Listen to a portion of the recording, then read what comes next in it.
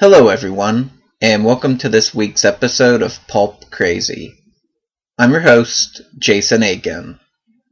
I'd like to start out the first episode of Pulp Crazy for the new year with wishing everyone listening a happy new year, and I hope you got some nice pulp-related goodies during the holiday season.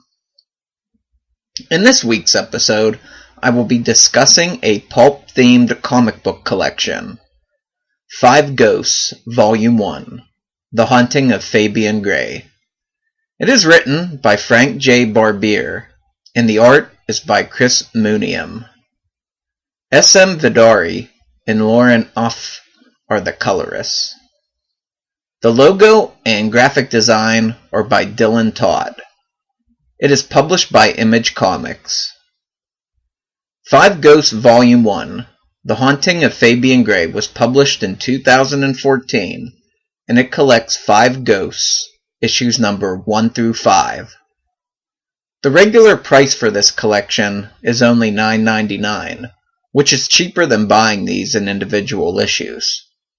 The price comes out to only about $2 an issue before tax, which is a nice bargain, and a great way of introducing readers to a new series. The premise of Five Ghosts is a cool take on a classic concept going back to characters such as Mimic from Marvel Comics, who could take the powers of 5 different characters at a time, and Amazo from DC Comics, who had all the powers of the Justice League, as well as the 1970s Captain Action toys, where Captain Action could transform into various comic book and TV heroes. The lead character in Five Ghosts, Fabian Gray, has similar abilities. His abilities are closer to Mimic and Amazo, as his physical appearance doesn't change all that much during the process, but he can summon the abilities of 5 different literary ghosts. The 5 ghosts are identified as the Archer, the Wizard, the Detective, the Samurai, and the Vampire. Although these literary ghosts aren't named, it appears that they are meant to be Robin Hood, Merlin, Sherlock Holmes, Miyamoto Musashi, and Dracula. Fabian is able to do this via a chunk of Dreamstone that is lodged in his chest. More on what the Dreamstone is later in the episode. The ad copy for this series calls it an original pulp literary adventure, and I have to agree. Everything from the storyline to the art style definitely has a pulp feel to it. Now from here on out, I'm going to get pretty deep into the story. There will be spoilers here. If you don't want to know the details of this volume, then by all means you will want to stop listening here. Fabian is referred to as a thief at the beginning of this story, but he states he considers himself a treasure hunter. The story opens with him recounting his most recent job in Austria, where he liberated a jewel from a castle full of Nazis. This is told in flashback, so you can see him utilizing all of the ghosts. Once the tale is told, he is back in bed with the jewel and his client in Barcelona, a beautiful woman named Jezebel. She shows up later in the story, and in the next volume as well. Fabian parts ways with Jezebel and heads to London via train. Here he meets up with his friend Sebastian, and they head to an estate just outside of the city. Fabian tells Sebastian the jewel he acquired in Austria was not arcane in nature after all, but Jezebel paid him well for it. Sebastian states he had good intel on it, and that their source, Dr. Werner, is an expert on arcane stones. I have to wonder if this Dr. Werner may be a reference to Dr. Werner von Braun, the German rocket scientist. But I'm not sure if that's the case. That's the only Dr. Werner that came to mind to me. It is in this scene with Sebastian that we learn they are tracking down arcane stones in an effort to help Fabian's twin sister, Sylvia, who is now comatose following the incident where the Dreamstone bonded itself to Fabian. This is an incident Fabian carries quite a bit of guilt over. We also see firsthand that the ghosts are not entirely at peace within Fabian, as he has an episode where they seize control of his body and attempt to escape, and Sebastian is forced to knock him out. We also learn there is a group in pursuit of Fabian. They send a lackey, who kind of looks undead, to Barcelona in an attempt to learn his whereabouts from Jezebel. Before going into her shop, he quotes a line from Shakespeare. "By the pricking of my thumbs, something wicked this way comes." Jezebel shoots the guy in the eye, but this doesn't stop him. She is forced to use a grenade and blow up her shop in the process of taking care of him. Upon his demise, we are introduced to a robed, bearded man named Iago, who apparently answers to 6 masters. It is now up to him to track down Fabian. Later in the story, we learn that the lackey may have actually been Iago possessing someone. The next scene, we see Fabian and Sebastian travel to Africa after hearing about a strange stone and spider gods from a contact. The two travel over Africa in a 2-man plane when they are brought down by native spears. Fabian invokes Miyamoto Musashi and cuts many down with his sword. He attempts to channel Merlin to hit them with some magic, but he is overcome once again and is knocked out by one of the natives. The two are then taken captive and brought to the temple of the spider god. Fabian is unconscious, but we are treated to a few pages of silent flashbacks with him and his sister. We see shots of them from their conception through her injury during the incident with the Dreamstone. Before one of the giant spiders eats them, Fabian regains his powers and unleashes a torrent of energy. A mysterious Asian man named Zhang Gu, with a magical amulet, shows up to rescue them as well. During the escape, Fabian is overcome once again and is possessed by Dracula. He takes out a number of natives and even a giant spider barehanded in this berserker-like state, forcing Zhang to knock him out. Zhang carries him out and the 3 escape on Zhang's airship. We are then taken to an interlude with a professor teaching at what appears to be a university. He states that it is intriguing that we can trace nearly all of the world's mythology back to the same principal stories. He states that this has puzzled historians for decades, as how could cultures thousands of miles apart, thousands of years apart, weave nearly identical fiction? He states that some people postulate the existence of a collective unconscious, a human dreaming where all creativity and fiction lives, and it's within all of us. The words on his blackboard are story, character, theme, collective unconscious, and the dreaming. His lecture ends and he goes for a walk outside when a Nazi rolls up to him in the back of a car. The Nazi calls the professor Elliot. Elliot tells the Nazi he was told never to come here, but the Nazi has news. They found him being Fabian. The 3 arrive at Shangri-La via airship. Fabian is still unconscious, but he eventually awakens, and Sebastian tells him where they are. He is then introduced to the ruler of the city of Shangri-La and his rescuer, Zhang Gu.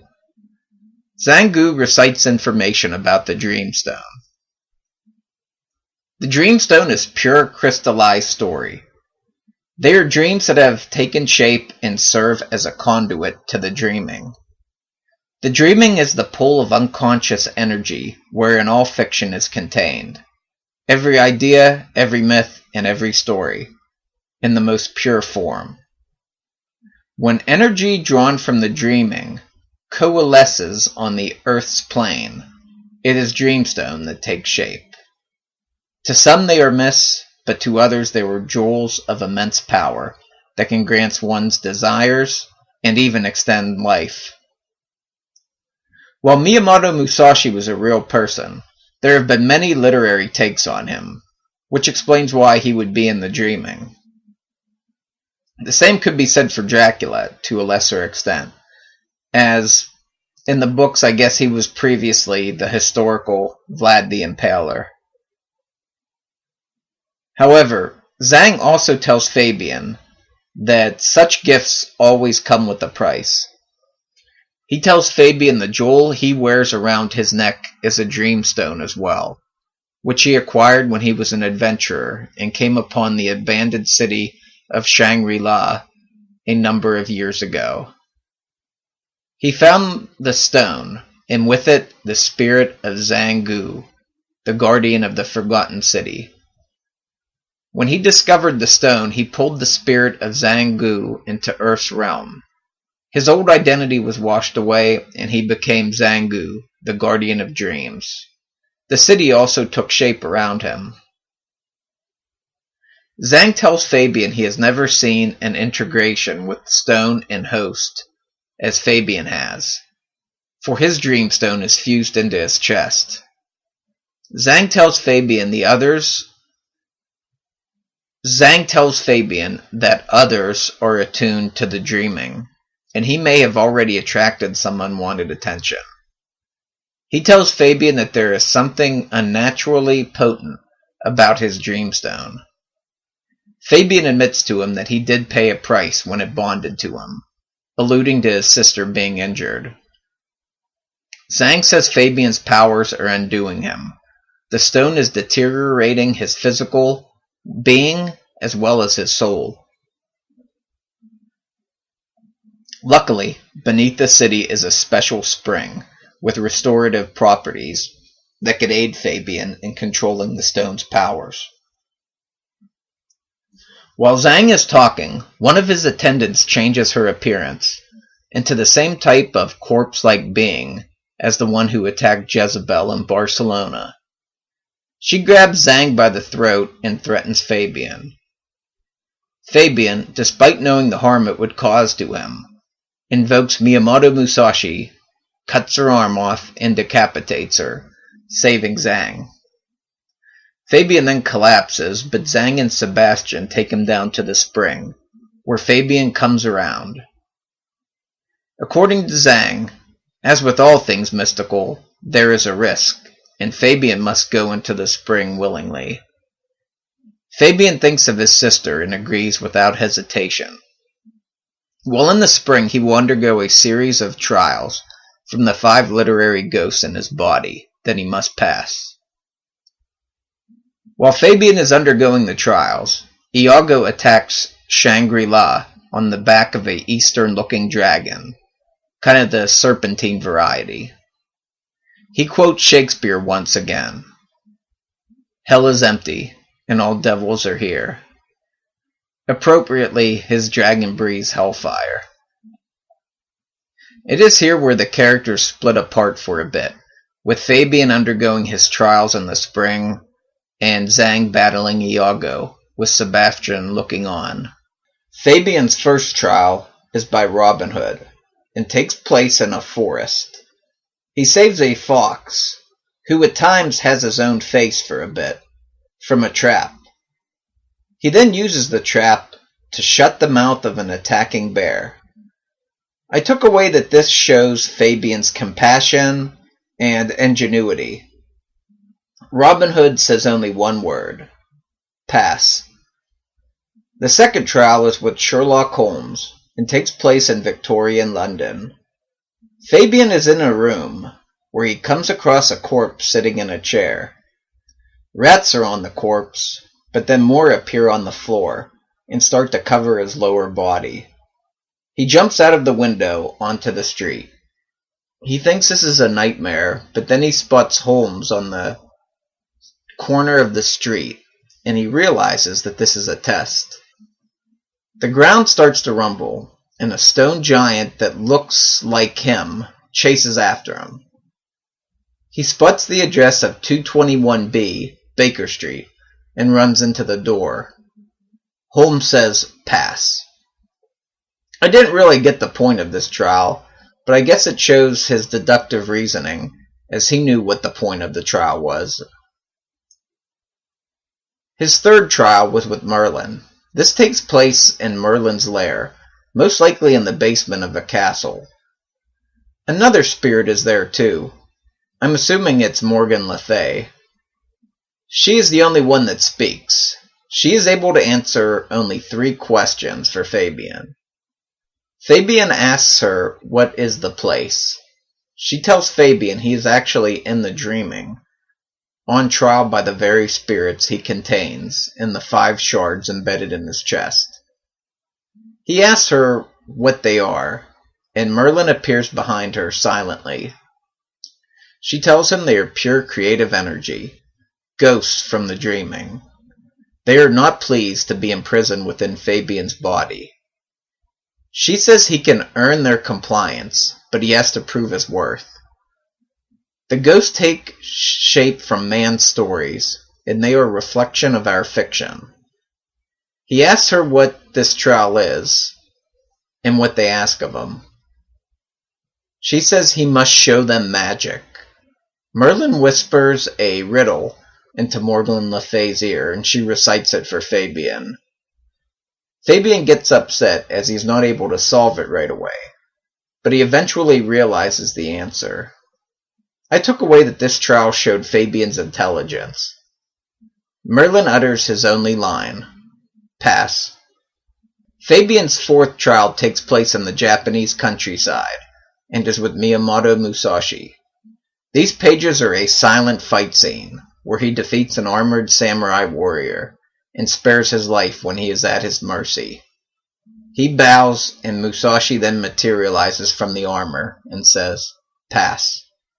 I took away that this trial showed Fabian's fighting ability and honor. It is after this trial when Iago manages to get his hands on Zhang's amulet. He crushes the amulet, and Zhang melts away down to a skeleton. Iago says it is never pretty when time catches up with you. Fabian's 5th and final trial is with Dracula in his lair, and Dracula has Fabian's sister, Sylvia, collared and at his feet. At the start of the trial, we are treated to a flashback, with Fabian shooting someone in the back when they discover the Dreamstone in an underground tomb of some kind. The location isn't stated, but they are using camels, so I would say it's either in the Horn of Africa or the Middle East. Fabian brings the stone home to Sylvia, who tells him his plan for the stone is dangerous. Fabian at this point in his life is quite greedy, and states if the spell works, they won't have to steal from anyone again. Sylvia recites the spell, but the results are disastrous. Fabian awakens with pieces of the stone embedded within him, and Sylvia is being taken captive by a tentacled being coming out of a portal. It appears to suck the essence out of Sylvia, and disappears back into the portal, leaving her physical body behind. The flashback ends with Fabian holding Sylvia in his arms, and Dracula standing behind Fabian with his hands around his head, forcing Fabian to recall these events. Up on the surface of Shangri-La, Iago is making his way through the city, killing its inhabitants. There is one guy who looks like a Westerner, who gets burnt to a crisp. This guy's look was pretty unique, so I have to think he's a friend of the artist or writer. Sebastian is hiding from Iago, but then starts to run toward the underground spring. Iago follows him, knowing it will lead to Fabian. Meanwhile, the final trial is still going on. Fabian tells Dracula to stop, and he tells his sister that he is sorry, and that he can't save her. Dracula tells him that he has failed, and a torrent of water begins shooting out of his mouth. He lies on the floor in the puddle, with Dracula and Sylvia standing over him. Then he's floating in water, and comes into contact with the real Sylvia. He apologizes to her, but she tells him to stop worrying about her, and to save himself, and that he has to be strong. She tells him to go and fight for the ones who depend on him, and she will be here when he's ready. Fabian is now back in Dracula's lair, and he calls Dracula out on the fake Sylvia. We then see that she is really demonic looking, with tentacles coming out of her mouth. Fabian tells Dracula he knows he has succumbed to greed, but he will make things right. He tells Dracula to give him his power, and Dracula says pass. I took that this trial was meant to show Fabian's fortitude. Fabian emerges from the spring, just in time to save Sebastian from Iago. Iago and Fabian clash, with Fabian rocking Iago with a punch. Iago notices that something is different, and he takes off his robes, revealing he has a dreamstone embedded in his chest as well. Sebastian tries to aid Fabian by throwing a rock at Iago, but this only causes Iago to summon the dragon to attempt to kill Sebastian. Fabian invokes Merlin, though, and causes the dragon to disappear. Sebastian lets Fabian know Iago's weakness is the stone in his chest, and that Iago killed Zhang by destroying his amulet. Iago then conjures up a sword, and Fabian invokes Musashi, and the two fight, with Iago getting the best of a weakened Fabian. But Fabian then invokes Sherlock Holmes and comes up with a plan. He tackles Iago into a stalagmite on the cave floor and impales him on it, destroying the stone in his chest. The dying Iago tells Fabian he is but a vessel, and he has no idea of the forces who are moving against him. Fabian tells him he will be ready. Fabian and Sebastian go back up to the surface where he relays what happened. He tells Sebastian before he can save Sylvia, he has to learn to live with himself and keep the ones closest to him safe. He says he has conquered the ghosts, but their power still drains him. He also says he can sense more Dreamstone out there, and he knows it's the key to saving Sylvia. The scene ends with Fabian and Sebastian standing together, with the 5 ghosts in the clouds above them. A text box from Shakespeare's Henry IV is also on the page. The epilogue scene for this volume brought a smile to my face, because it features, at this point in time, in 2015, the most popular and recognizable pulp author of all time, H.P. Lovecraft. Lovecraft is viewing the battle through his crystal ball and sees Iago being defeated. Now, having Lovecraft in here makes a lot of sense, because the imagery throughout the volume associated with the ghosts was very Lovecraftian. All of the ghosts were drawn with tentacles coming out of their feet, or rather had tentacles where their feet should have been. Their bodies kind of blended downward into the ground, into like a tentacle mass of some kind. Then there was the tentacled creature that grabbed Sylvia, and the tentacles coming out of the mouth of Dracula's Sylvia stand-in. On Lovecraft's table is a copy of Othello by William Shakespeare, and a sheet of paper with a Cthulhu sketch, the words Dunwich and Necronomicon, and what appears to be a sketch of a dreamstone. There are also other scratched out words on the tablet. Lovecraft's butler enters and tells him he has guests. The guests turn out to be Elliot and the unnamed Nazi from earlier in the volume. They tell him the council was not pleased, as he guaranteed the success of this plan. Lovecraft says that they now have the upper hand, as they know Fabian's weakness, and he hasn't the slightest idea who they even are. So, in this first volume, there are really 3 different great pulp-themed locations visited. The Nazi-occupied castle in Austria, the Temple of the Spider God in Africa, and the forgotten city of Shangri-La in the Himalayas. Plus, the most recognizable pulp author makes a cameo at the end as an antagonist. I'd say this series had the right to call itself a literary pulp adventure. Besides the story, I'm also a big fan of the artwork. The draftsmanship, anatomy, the colors, they're all very high caliber. The artwork is really great, and it shows just how much range Mooneyham has. Whether he was drawing an Austrian castle, African temple, the lost city of Shangri-La, a university, Lovecraft's house, or even the various scenes within the trials, such as the forest, Victorian London, the castle basement, the Japanese countryside, and Dracula's lair, he really knocked it out of the park in every setting. I'm also a big fan of the outfit Fabian sports at the start of the story. It can be seen on the cover, and this really reminds me of the uniform worn by Richard Henry Benson, the Avenger, another pulp hero. This book also has a lot going for it outside of comics. It was recently announced that a TV series is in development in association with Black Mass Studios.